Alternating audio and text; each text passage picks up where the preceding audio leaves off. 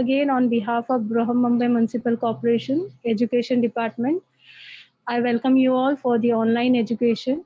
And today we are going to revise the chapter number 18, Observing Space Telescope from Science Part 2nd.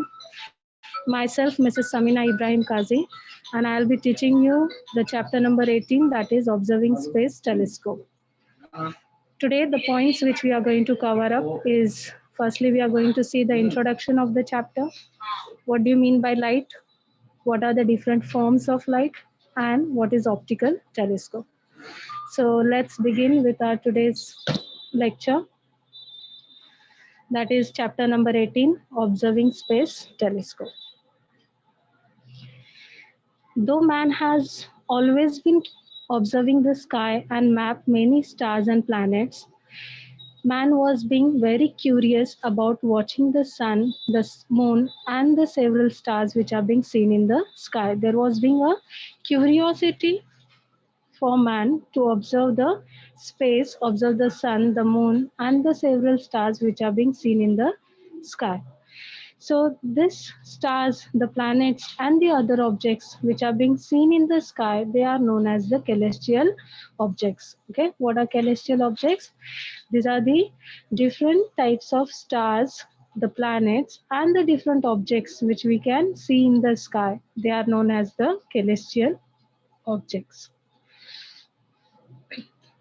So, as there was the curiosity for man to observe the sky, so there was a need of a branch of science which can deal with the study of the celestial objects that was being greatly developed. And this branch of science which deals with the study of the celestial objects, it is known as the astronomy. Okay, so this astronomy was being the branch of science which can study about the celestial objects, and it was being developed after the invention of the telescope in the 17th century. Okay, then it is always been great treat for our eyes to observe the heavenly objects. These heavenly objects have also been studied since ancient times. This gave rise to the branch of science that is called as the astronomy. Okay, as we study the different branch of science, just like chemistry, biology, physics, in the same way, it is also the astronomy is also the branch of science which studies with the study of the celestial objects. Okay, so what is the difference between the when we come across the word astronomy, so we come across the words like the sky and the space. So what do you mean by sky? Sky is the visible portion of the atmosphere and outer space seen by simple eyes without any equipment from the earth. That is known as the sky. Okay, you can see the sky very easily. You don't need any help of any equipment to see the sky. So this visible portion of the atmosphere, which is the outer which is the part of the outer space and which can be seen very easily without the help of any equipment, this portion, it is called as the sky. Similarly, what is space? Space is an infinite, limitless, three-dimensional expanse in which the solar system, stars, celestial bodies, galaxies, and endless universe exist. It is known as the space. Okay, what is space? It is the infinite. Infinite means it is not having any limit. It is limitless. Okay, and it is three-dimensional expanse, which is in which there is the solar system, stars, and the celestial bodies, different types of galaxies, and the endless universe. These all things they exist in the space. So, do you know what is meant by space observation and why it is important? The study of stars, planets, celestial bodies, and galaxies with the help of appropriate instrument so as to understand its structure, extent, etc. is known as the space observation. What is space observation? It is the study of what? Study of stars, planets, celestial bodies, and galaxies this with the help of proper instrument. A proper instrument it is being needed to observe the different types of stars, planets and celestial objects, and with the help of the instrument you can understand the structure, you can understand their extent, and you can study them. So that is called as the space observation. The space observation gives us the idea about stars, comets, planets, and other celestial bodies around the Earth. Okay, with the help of this space observation, when we do the study of this space observation, we come to know about the stars, the comets, planets, and we can study about their structure, about their extent. Okay, it is only because of the space observation that we have learned about the infinite extent of the universe. Okay, how the universe is being extended or where it is being extended up to, that infinite extent of the universe, that can be also studied, that can be also observed with the help of this space observation. Then man tried to observe the sky with his naked eye. With time, he noticed that the position of the stars changed with time. This made him to think that this change has an impact on season and in turn on the agriculture. As you know that man was being curious to observe the space since a long time, right? He is observing the sky with his naked eye, and when he did his observation, he came to know that there with the time, as the time changes, there used to be the change in the position of the stars as well, and because of this change in the position of the stars, it is having some impact on the season, and this season is indirectly having an impact on the agriculture. As you all know that if we talk about a country like India, so here mostly the people are being engaged in doing the agriculture, and the very source of water, that is the rain through the season. So there was a need of knowing about the season, and that can be learnt only when there is a space observation, when we study about the space observation. Also, the position of the constellation was important for the navigation through seas. Initially, when science was not being so advanced, when there was no technology, so at that time also the navigation work was being done. But during that during those days, they used to use the stars, planets, and celestial bodies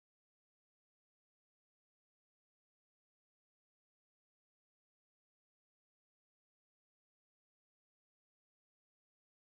So man began to observe the sky with more efforts, but in earlier days he did not have any equipment to get a closer view of the stars and the planets. Okay, initially man was having a great enthusiasm, or he was having been very curiosity. There was the curiosity of observing this space, there was the need of observing the space, but he was not having any kind of equipment with the help of which he can get the closer view of the stars and the planets. So this difficulty was then solved by some great scientists. So in order to observe the space, there was the need of some instrument, and this instrument was being firstly introduced by the Hans Lippershey in 1608. He was a spectacle maker. Hans Lippershey, he discovered that seeing through two lenses kept one behind the other seems to bring the objects closer. Okay, Hans Lippershey, he was a spectacle maker, and he discovered that when we arrange two lenses and in such a way that the two lenses are arranged one behind the other, then we can see the object closer to us. Okay, so this was the first introduction about telescope, which was done by Hans Lippershey. Then the great scientist, that is Galileo Galilei. In 1609, the great scientist Galileo made a telescope and used it for the space observation. Okay. Also, using his telescope, he realized that there are many more stars than what could be seen with the naked eyes. Okay, the great scientist Galileo Galilei, he was the very first person who made a telescope. He has made the telescope. With the help of this telescope, he realized that there are many more stars what that which we can see with our naked eyes. Okay, the things, the stars which we can see with our naked eyes, we are thinking that they are the only stars, but beyond it there are many more stars. Okay, and those stars can be seen only with the help of the telescope.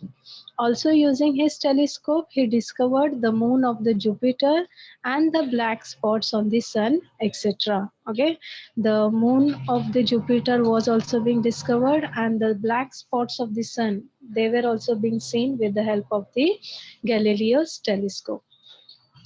Now, 400 years after Galileo's telescope invention, man has made a tremendous progress in the use of telescope and technology. Yes or no? Nowadays, you have seen that science is being so advanced. We are learning science and technology, right? So nowadays, there are many more inventions are being done so that see we can make a good use of this telescope, and we can progress in the field of space technology. So now next point, that is light. So firstly, what is light? Light is an electromagnetic wave. Every wave has a characteristic wavelength. What is a light? Light is an electromagnetic wave. If you can see here, the wave is having two parts. The upper part is called as the crest, and the lower part it is called as the trough. The distance between the two crust, the two consecutive crust, it is called as the wavelength. Amplitude is the longest distance which is being traveled. Okay, then here the you can see there is trough. Okay, so in this way these are the terms which are related to a electromagnetic wave. What is light? Light is an electromagnetic wave. So which light can we see? Can we see all types of light? No, our eyes can see only that light which has a wavelength between 400 nanometer to 800 nanometer. Such light, it is called as the visible radiation. Okay, our eyes cannot see all types of radiations. Our eyes can see only that light which has a wavelength of about 400 nanometer to 800 nanometer. Okay, so such light, it is called as the visible radiation. Now here see, what is the relationship between nanometer and meter, picometer and meter? 1 nanometer, it is equal to 10 raised to minus 9 meter, and 1 picometer, it is equal to 10 raised to minus 12 meter. Okay, so these are the terms which are being used for counting the wavelength of light. Okay, what is that? Nanometer and picometer. 1 nanometer, it is equal to 10 raised to minus 9 meter, and 1 picometer, it is equal to 10 raised to minus 12 meter. Then there are electromagnetic waves of wavelengths other than the visible ones, most of which we cannot see as our eyes are not sensitive to them. As I have said you that our eyes cannot see all types of radiations. Only those radiations which are having a wavelength of about 400 nanometer to 800 nanometer, they can be only seen. Okay, but here you can see there are the different types of radiations other than the visible radiations. So let us see them one by one. The first one, that is the radio waves. These radio waves, they are having the wavelength which is longer than 20 centimeter. Then there are microwaves. These are having the wavelength of about 0.3 millimeter to 20 centimeter. Then there are infrared waves. Infrared waves, they are having a wavelength of about 800 nanometer to zero point 0.3 millimeter. Then the visible light rays, means those light rays which we can see with our eyes, they are having the wavelength of about 400 nanometer to 800 nanometer. Then there are the ultraviolet rays, which are having a wavelength of about 300 picometer to 400 nanometer. Then X rays, they are having a wavelength of about 3 picometer to 300 picometer. Then there are the gamma rays, which are shorter than 3 picometer. Okay, so these are the different types of radiations. We have learned 7 types of radiations, which are the radio waves, microwaves, infrared waves, visible light rays, ultraviolet rays, X rays, and gamma rays. These are the different types of radiations, and they are having different wavelengths. Out of this, only the visible light rays can be seen because they are having a wavelength of about 400 nanometer to 800 nanometer, and this can be only seen with our eyes. So they are called as the visible light rays. Then, out of these different forms of radiations, our eyes are only capable of seeing the visible radiation. Thus, the visible radiation telescope, that is the optical telescope made from regular lenses or mirrors, it is being used to see the visible radiation coming from the space. As I have said you that our eyes, they can see only the visible radiations, right? So in order to capture this visible radiations, in order to see these visible radiations, we need to take the help of the visible radiation telescopes. Okay, and so there was the introduction of the telescope called as the optical telescope. Okay, so what is this optical telescope?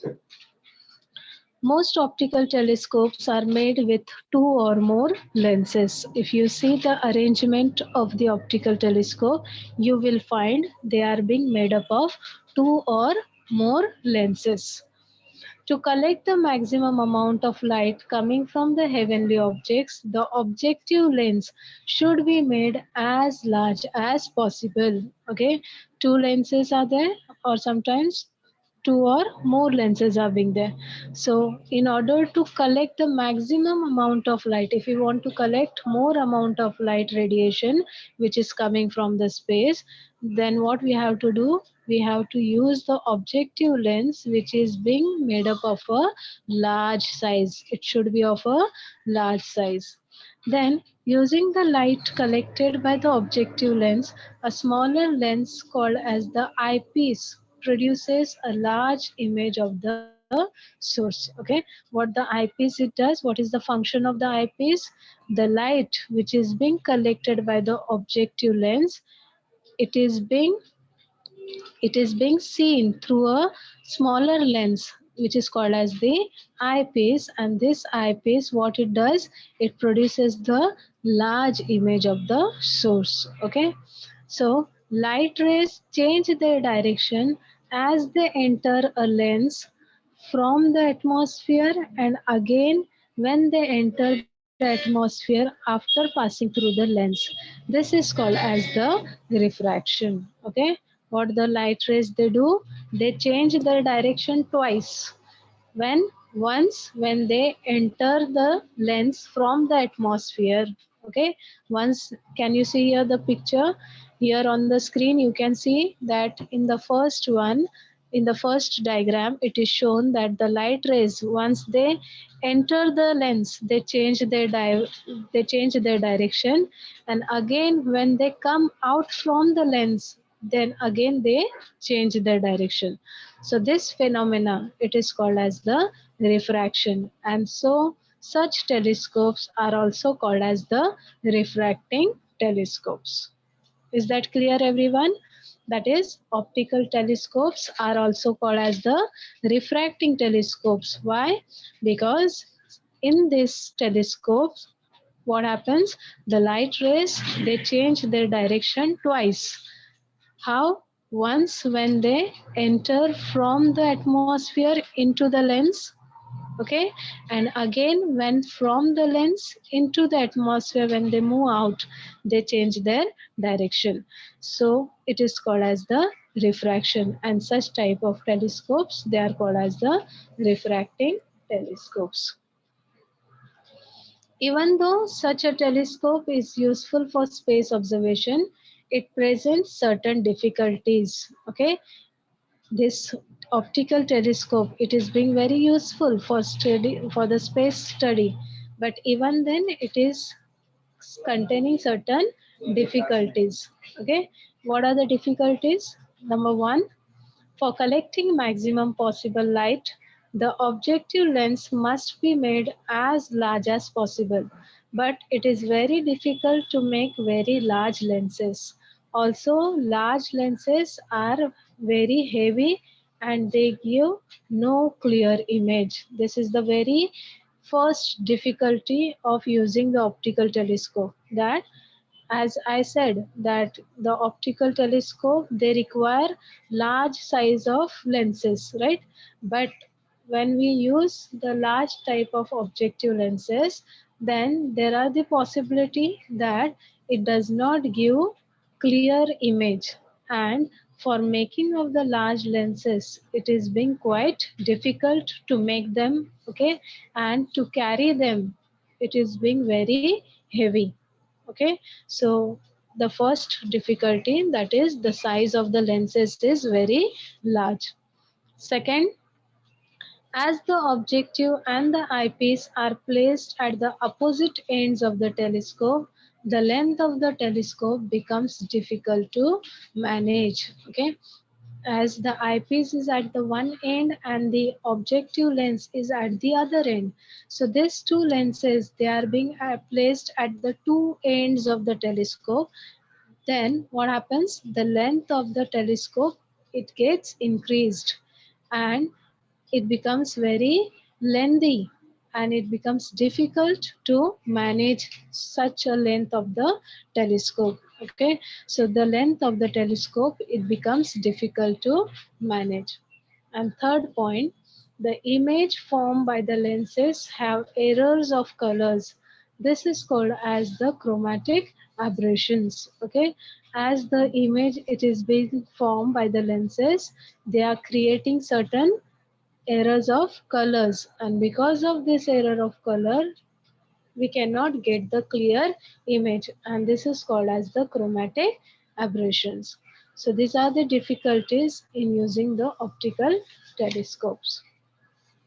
So in India, we have several telescopes with concave mirrors having a diameter of 2 meter. These telescopes have been in use since many years. The biggest optical telescope in India is situated at the Aryabhat Research Institute of Experimental Science in Nainital. The diameter of the mirror used in this telescope is 3.6 meter, and this is the largest optical telescope in Asia. Okay, so it is a proud feeling for all of us that India is having the biggest optical telescope, which is being situated at the Aryabhat Research Institute of Experimental Science in Nainital. Okay, what is the diameter of the mirror which are being used in it? It is 3.6 meter. Okay, and this is the largest optical telescope which is being it is the largest optical telescope in Asia. Okay, so today we have seen the introduction of this chapter. Okay, then we have seen what is the need of using the uh, what is the need of sky watching. Okay, we have seen the difference between the sky and the space. Sky is what? Sky is the visible portion of the atmosphere, and the outer space, which can be seen by simple eyes without any equipment from the earth, that is called as the sky. Then what we have seen about the space. What is space? Space is an infinite, limitless, three-dimensional expanse in which the solar system, the stars, celestial bodies, galaxies, and endless universe, they all exist. That is called as the space, right? Then we have seen that if we want to study the space, then we have to do the space observation. So what is space observation? It is the study of the stars, planets, and celestial bodies and galaxies with the help of appropriate instrument. so as to understand its structure, extent, etc. It is known as the space observation. So with the help of the space observation, we get the idea about the stars, comets, planets, and other celestial bodies around the earth. Then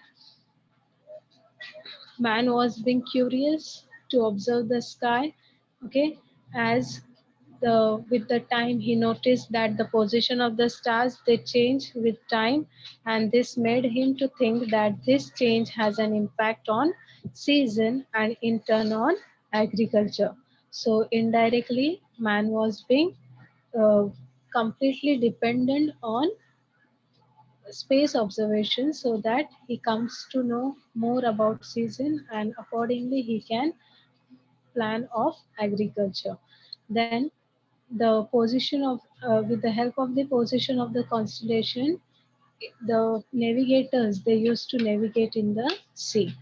So there was a need of some instrument with the help of which they can get the closer view of the stars and the planets. So at that time there was no any equipment.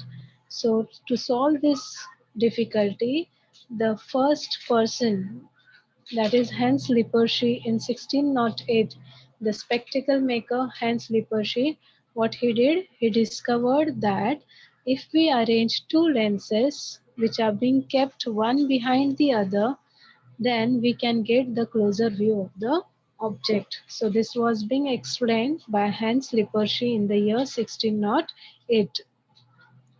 Then the great scientist Galileo Galilei in the year 1609, what he did, he made a telescope and it is being used for space observation. With the help of this telescope, he realized that there are many more stars than what could be seen with the help of the naked eyes. Also, using his telescope, he discovered the moon of the Jupiter and the black spot on the sun, etc. Then we have learnt about light. What is light? Light is an electromagnetic wave, and every wave has a characteristic wavelength. Okay, but we cannot see all types of light. Our eyes can see only that light which has a wavelength of about 400 nanometer to 800 nanometer. So such light it is called as the visible radiation. So there are different types of electromagnetic waves of different wavelengths. Okay, we have seen them. The first one, that is radio waves, which are having a wavelength of which is longer than 20 centimeter. Then microwaves having a wavelength of zero point 0.3 millimeter to 20 centimeter. Then infrared waves of having a wavelength of 800 nanometer to zero point 0.3 millimeter. Then visible light rays having the wavelength of about 400 nanometer to 800 nanometer. Then ultraviolet rays having a wavelength of about 300 picometer to 400 nanometer. Then X-rays having a wavelength of about 3 picometer to 300 picometer. And lastly, that is gamma rays having which are having a wavelength shorter than 3 picometer. So these are the different types of light radiations. But as I said you that our eyes can see only the visible radiations. So in order to see this visible radiations, in order to study this visible radiations, we need to take the help of some optical telescope. Okay, so optical telescopes are made from the regular lenses or they are being made from mirrors. Okay, and where it is being used, it is used to see the visible radiations which is coming from the space. Then we have seen the arrangement of optical telescope. In optical telescope there are two or more lenses which are being used. Okay, to collect the maximum amount of light coming from the heavenly object, the objective lens should be made as large as possible. Okay, if we want to collect more amount of light coming from the heavenly object, then the objective lens should be as large as possible. Then, using the light collected by the objective lens, a smaller lens called as the eyepiece, it produces a large image of the source. Okay, whatever the light it comes from the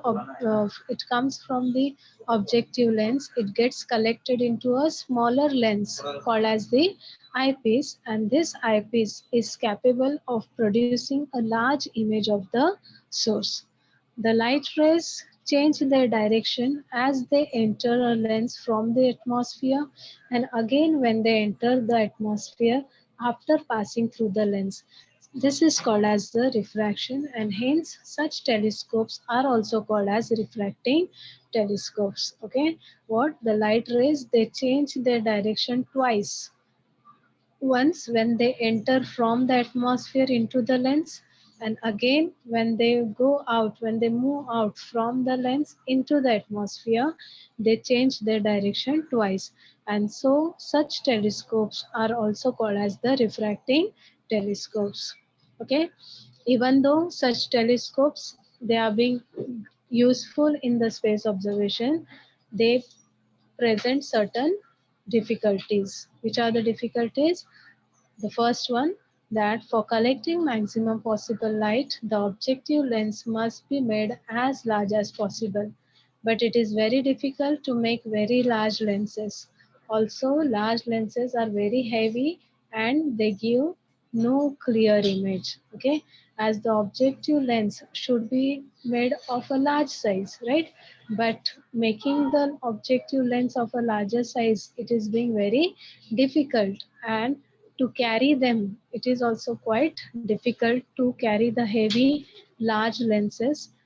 Also, they do not give clear image as the size is being very big. Second, as the objective and the eyepiece, they are being placed at the two ends of the telescope, the length of the telescope, it becomes very big.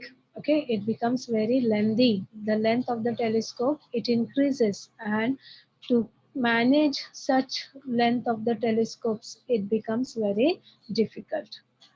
Third point, the image formed by the lens have errors of colors, and this is called as the chromatic aberrations. Okay, as the size of the lenses is being very large, the image which is being formed, not it is not a clear image. Okay, the image form, it is having certain errors of colors, and this errors of colors, it is called as the chromatic aberrations. So this was all these points which we have learned today. Okay, so now let's have a small question answer session. Yes, ma'am.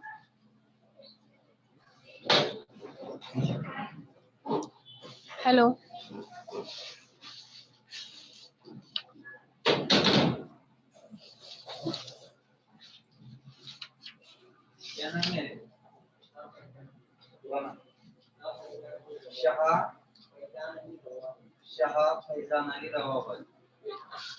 Hello.